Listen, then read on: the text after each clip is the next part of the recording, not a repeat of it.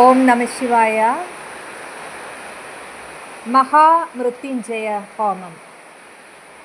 ശ്രീവിദ്യാ മഹായാഗത്തിൽ മഹാമൃത്യുഞ്ജയ ഹോമം നടത്തുന്നതാണ്. പരമശിവന്റെ 64 ഭാവങ്ങളിൽ വളരെ പ്രധാനപ്പെട്ടതത്രേ മൃത്യുഞ്ജയ ഭാവം. പേര് വ്യക്തമാക്കുന്നതുപോലെ മൃത്യുവിനെ ജയിക്കുന്ന ഭാവമാണിത്.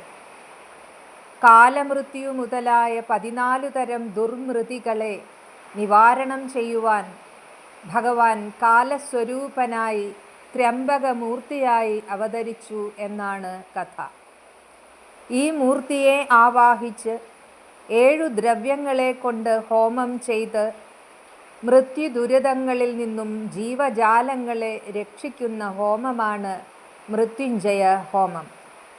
ഒരു മനുഷ്യൻ്റെ ശരീരത്തിലുള്ള സപ്തധാതുക്കളിൽ നിന്നുമുള്ള മൃതിദോഷത്തെ ഇല്ലാതാക്കി ചൈതന്യവത്താക്കുക എന്ന ഉദ്ദേശ്യമാണ് ഈ മൃത്യുഞ്ജയ ഹോമത്തിനുള്ളത്. മൃത്യുദുരിതങ്ങൾക്കുള്ള ശമനമാണ് മൃത്യുഞ്ജയ ഹോമത്തിൻ്റെ പ്രധാന ഫലം. ഓം നമഃശിവായ.